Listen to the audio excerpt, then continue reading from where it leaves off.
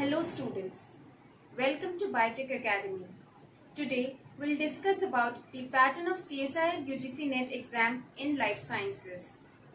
I'll describe the pattern of the paper along with the sectional analysis.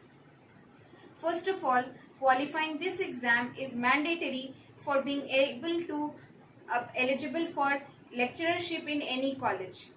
Also, it provides fellowship for pursuing research and attaining PhD degree to about 1500 students per year. The exam is conducted twice annually in the months of June and December. Now coming to the paper, the exam is of 3 hour duration and 200 marks with 3 sections in it. Section A, B and C. Section A contains 20 questions pertaining to general aptitude and you have to attempt maximum 15. These questions are of 2 marks each and 0.5 mark is deducted for every incorrect answer. This section is common across all the disciplines of CSIR exam and tests your reasoning ability. Now section B, it contains 50 questions which are directly from your subject and you have to attempt maximum 35. Here also the questions are of 2 marks each and 0.5 mark is deducted for every incorrect answer. In this section you'll have 2 options, whether you'll know the answer or you will not know the answer, because these are very direct questions and test your subjective knowledge.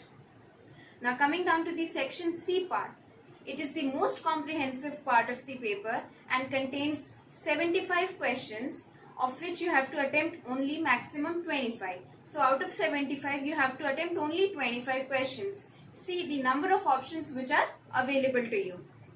The questions in this section are very analytical and tests your understanding of the concepts and based mostly on experimental designs, identification of scenarios and data analysis.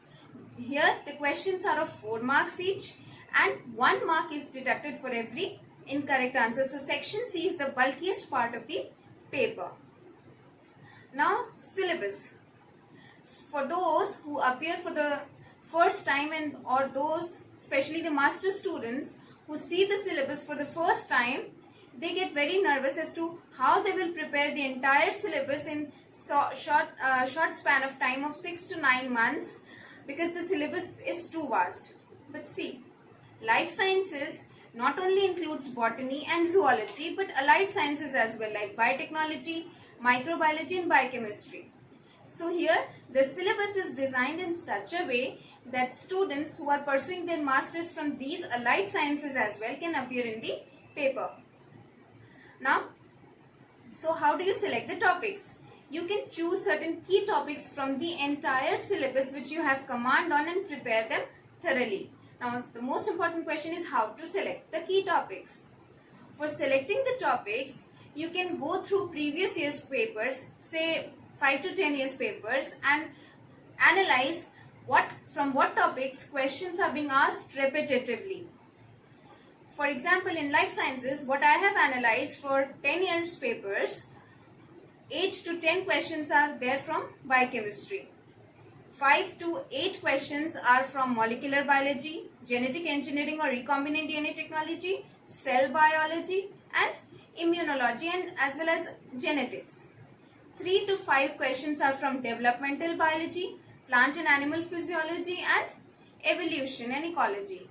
So from these topics, questions are asked repetitively in any exam you appear, be it ASRB or a DBT JRF or ICMR JRF. So if you prepare these topics well, you have a fair chance of getting into one or the other exam and with a good score.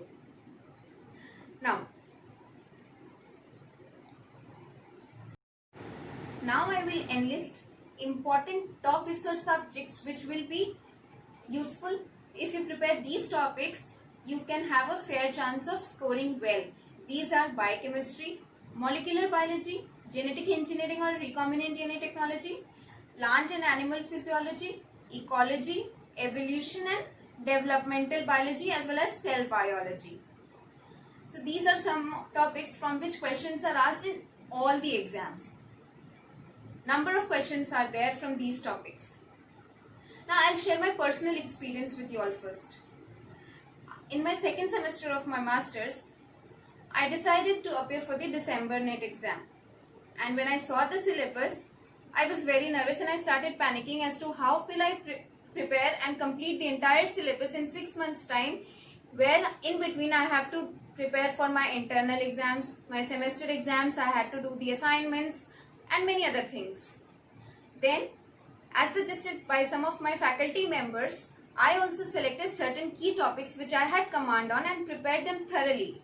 And I prepared them so well that from my end, I prepared them so well that I do not miss out any questions which are asked from these topics. And I would like to share that I qualified the exam in my first attempt with 27th rank. So I would like you all to follow the same strategy. This is the strategy I would like to recommend and suggest to all the aspirants for this exam. Now, you can choose topics which you have command on, highlight them, prepare them and prepare them thoroughly. Not only with subjective knowledge, but understanding of the concepts is also required so that you can attempt questions at the section C part. Prepare so well and practice, and after studying, practicing MCQs is the another important aspect. Merely preparing and studying won't help unless you practice MCQs. So for practicing MCQs, what you can do is you can prepare one topic and then you can practice MCQs of that topic. For this, I would like to suggest another thing. Prepare a topic. Say if you prepared a topic today, do the questions of that topic, do the MCQs of that topic today itself, but then don't leave it. After 4 to 5 days, without going back to the concepts of the topic, repeat the practice part. Do not repeat with the same questions, but with some other questions. And in today's time, internet is a very good source where you can get lot of practice questions on a particular topic. So practice questions again after 4 to 5 days, and then you see how much you have grasped and what all areas you need to revisit. So this is another important thing which will really help you out in getting a good score. Now, I would enlist few important books which will be useful for your preparation. For biochemistry, you can follow Leninger.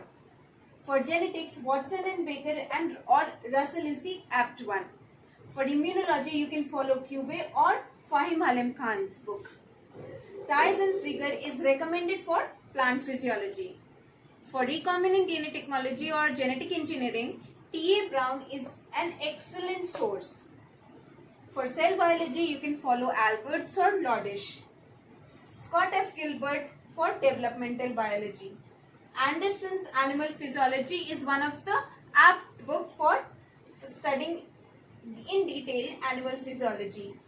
For ecology, you can follow Odum, and for systematics, you can follow Singh, Pandey and Jan's book. Apart from these books, you can also follow Pathfinder's books because they have concepts plus MCQs. But for thorough understanding, for thorough concepts, you must refer to these books, and you can use Pathfinder books for revision of the concept because there the topics are given in brief. But they have MCQs at the end of every topic. So after preparation of particular topic, you can follow those books for practicing MCQs.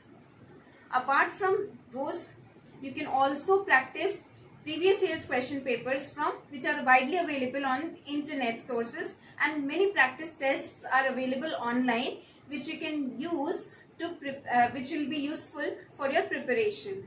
So I hope this information will be useful and for your preparation and aid in your preparation strategy. I repeat, mark out topics, prepare thoroughly, practice MCQs and keep revising by revising the concepts plus practicing questions. This strategy will definitely help you in getting a good score and getting through or cracking any of the exams, JRFs or NET you appear into. For any doubts or queries, you can also connect with me in the comment section or on the email ID provided. I will be happy to answer all your queries and doubts. So wishing you good luck for your preparation and thank you.